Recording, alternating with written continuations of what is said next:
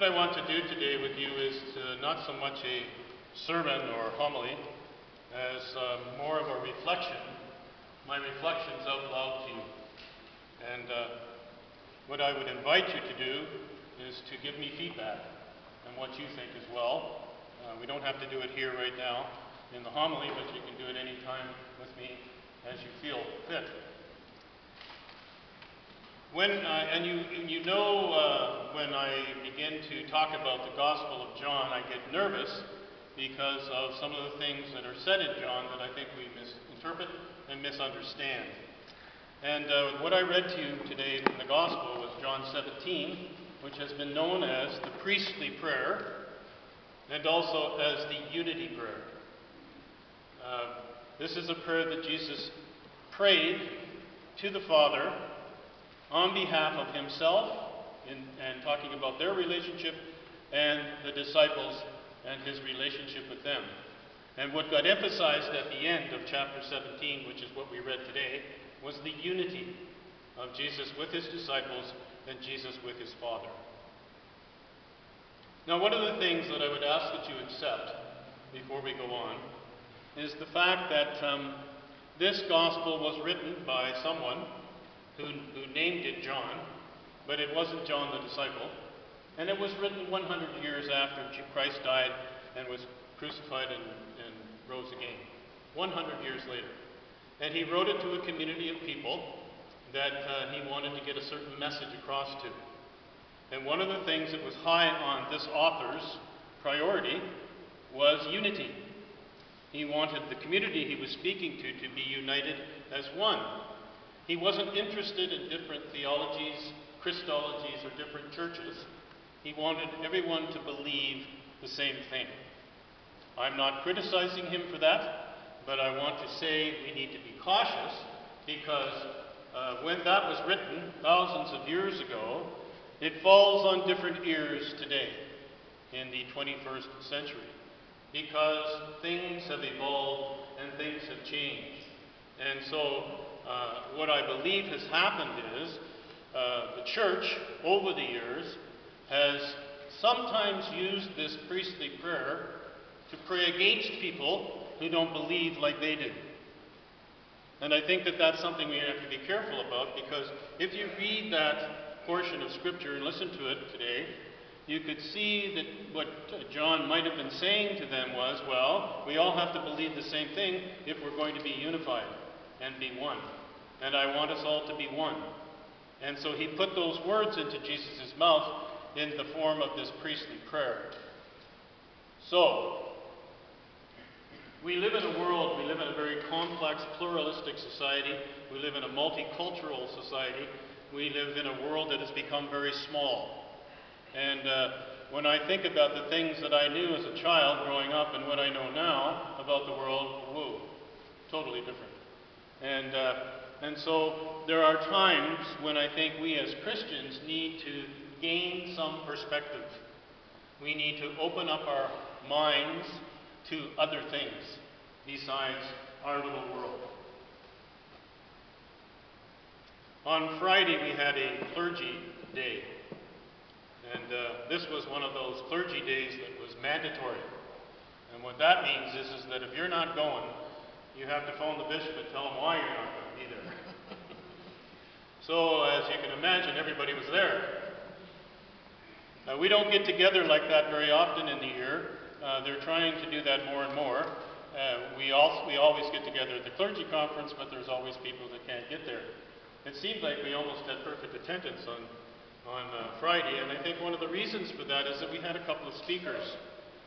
We had the primate of all of South Africa. Can you imagine being the primate of all of South Africa? He has the whole area.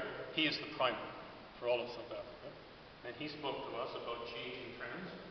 And also the primate of Canada, of the Anglican Church of Canada, Fred Hiltz. How many know Fred Hiltz? Anybody met Fred Hiltz? Well, I met him. I didn't actually talk to him, but did you know he was our primate? I hope you do. He's actually been a very good primate. Very good primate. I've been very impressed with what he's done. and he began to talk about the growing trends that he experiences. So I'm going to start with the African primate. He began to talk to us about his struggles and his challenges in his world. And some of those challenges and struggles relate to Canada. And he told me something I didn't know. As you know, many countries go into Africa to take things out, like diamonds and gold and resources and all of those things. And he said, you might not realize it, but Canada has one of the most industries in Africa than all of the world right now. We have many companies that have opened up mines in Africa and other things, even more than China. Did you know that? So he was trying to very diplomatically talk to us about what that challenge was like for his people. And we kind of pushed him on that, and he very diplomatically said, you need to know that these people who come over and run these operations are embarrassing your country of Canada.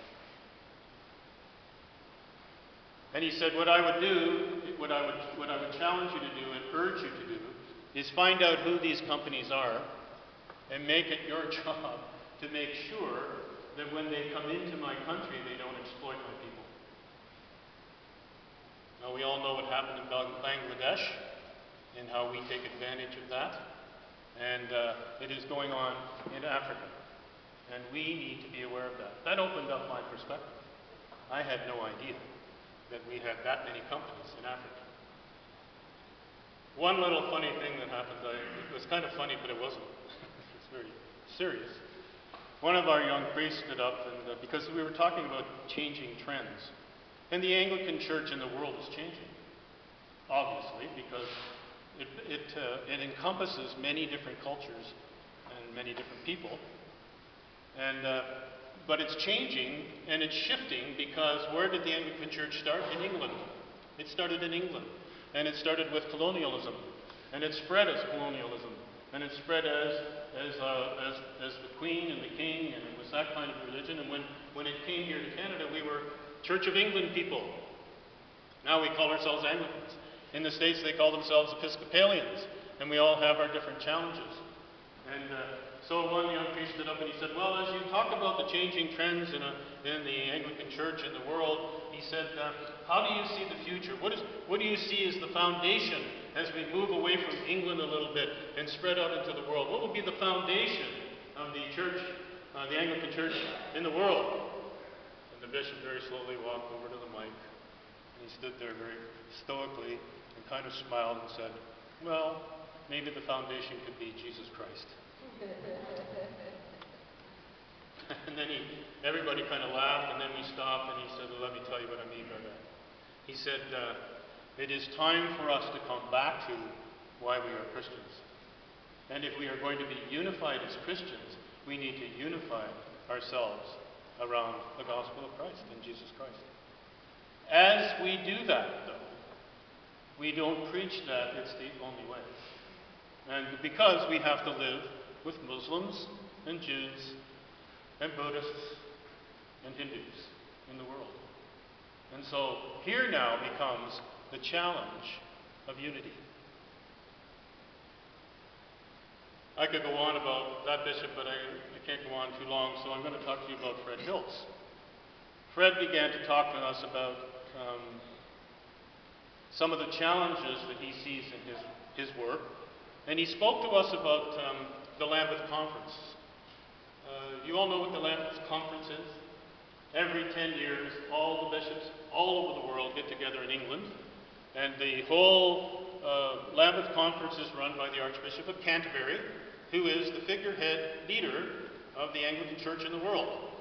And so it's his responsibility to put this together. Now, can you imagine putting together a Lambeth Conference for bishops all over the world? What are we going to talk about? Well, we're going to talk about a lot of things, and we aren't going to agree on a lot of things. And he said, he talked to us specifically about the Lambeth Conference of 1998. And he said it was a particularly, well, I don't think he so totally said dysfunctional, but he said there was a lot of angst and tension and argument over things that the church is struggling with.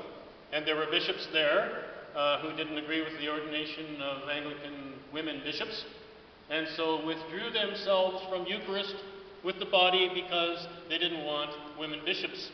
And there were other bishops who withdrew themselves because of the same-sex blessing issue that some of us struggle with. And they said, I will not have communion with you people if you're going to do that in our church. And he said, we are a community of people and we can't have Eucharist together. The African bishop actually told us that he had a group of bishops come to him in Africa to say, we want you to establish an oversight episcopacy for all of us who don't agree with the ordination and consecration of women bishops.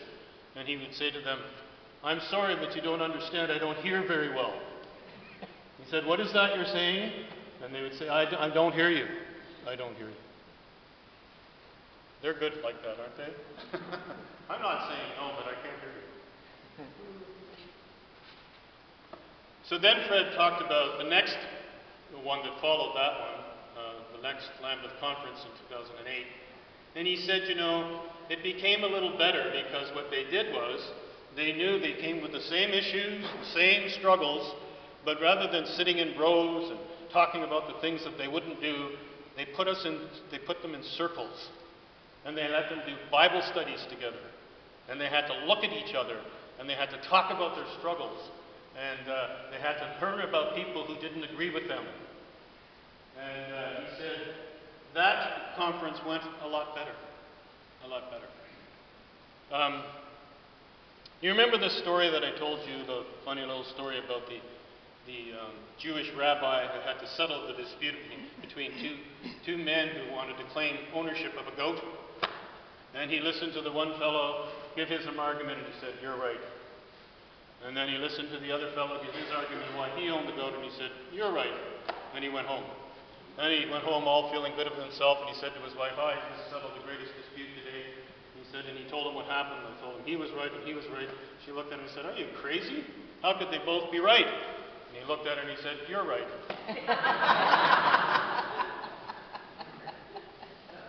That's a funny story, but it's very true.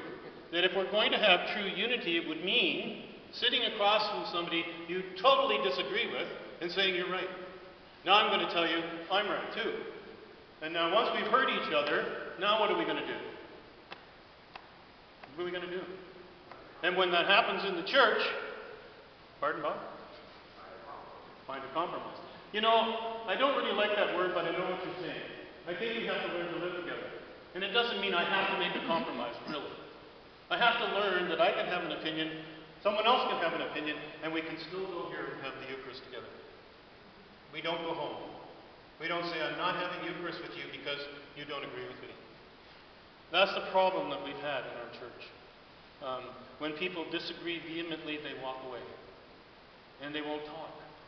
And they won't sit down and say, this is what I believe. And I can say, well, this is what I believe. Now let's live together. Let's live together.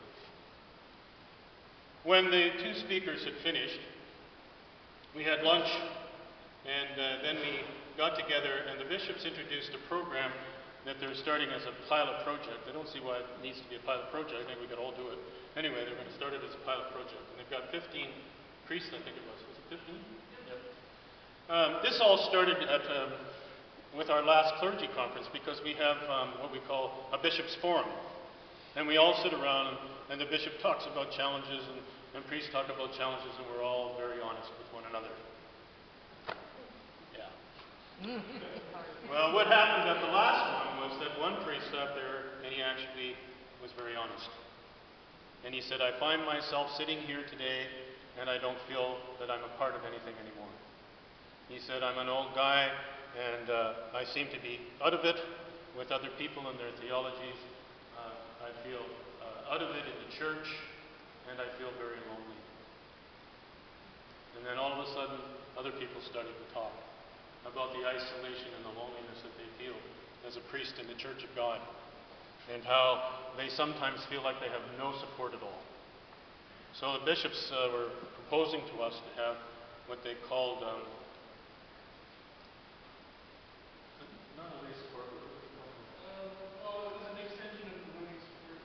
support group. Yeah, an extension of it. When I was a priest, when I was studying as a priest, when I went into a church as a student, the first thing I had to do was get a lay support group to come around me and kind of knock me over the head when I said things I shouldn't say and all of that, but help me and support me. And they were like gold. And so what they're proposing now is the priests do that now, and they form people around them. I think the best way to do it is to put people in their congregation, about 7 or 8 people, and meet once a month.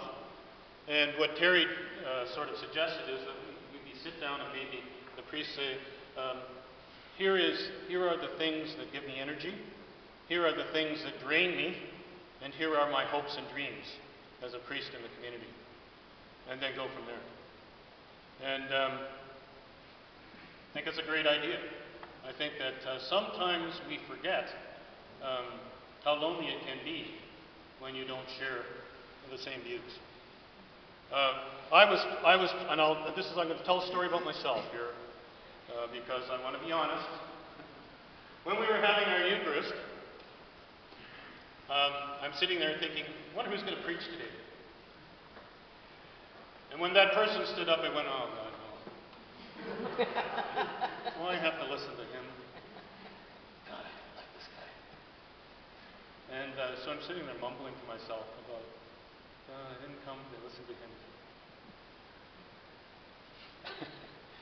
I have reasons for that. I'm not going to tell you what they are. But we're all like that. I know we are. And I know there's people that think that about me. Oh, God, not him again. But there's the challenge. And when we got into that hall and I heard those bishops talking about their challenges, I thought, shame on you, Phil. Shame on you. Because there's the challenge of the unity of the Church of God. That we can look across at somebody that we totally disagree with, that we just have nothing in common with, and say, come with me to the table, and together we will receive God's grace.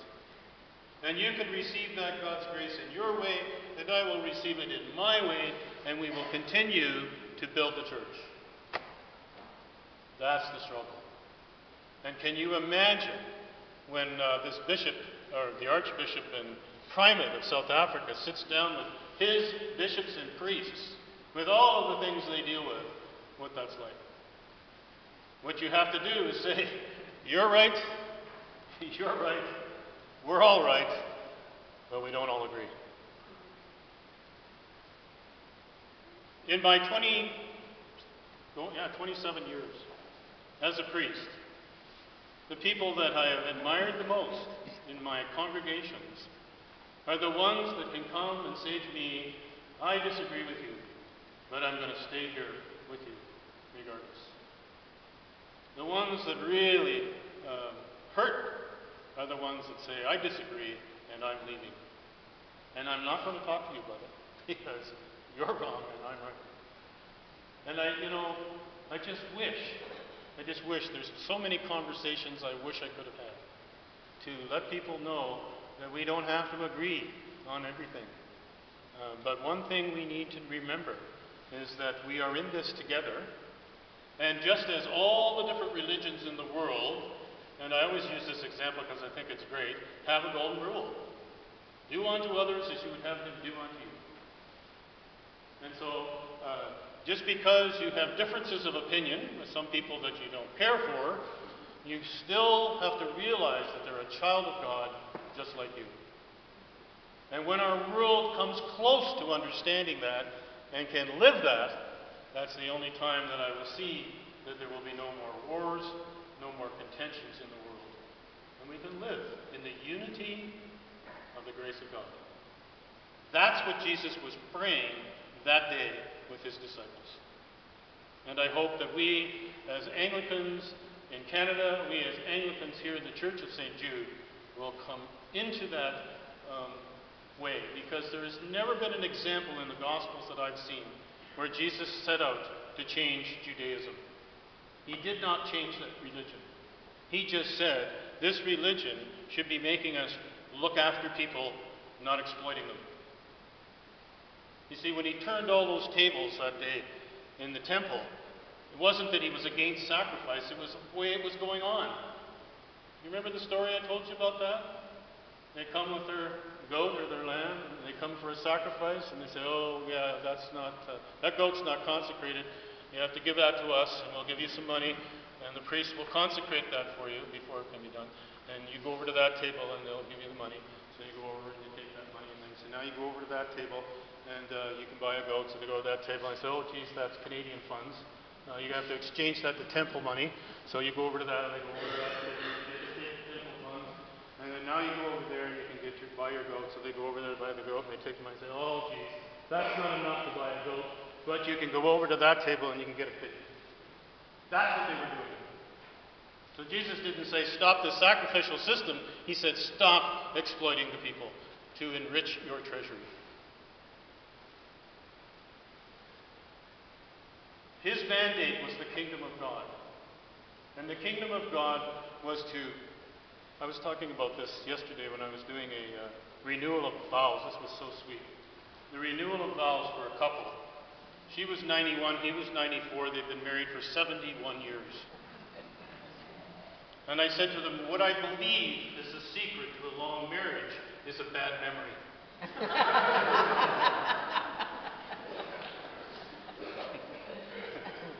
And what do I mean by that? Well, you're not going to live 71 years until you know how to forgive. That was one of the messages of the kingdom. We need to reconcile with one another, forgive one another, and live in the peace and the harmony and the grace of God's love.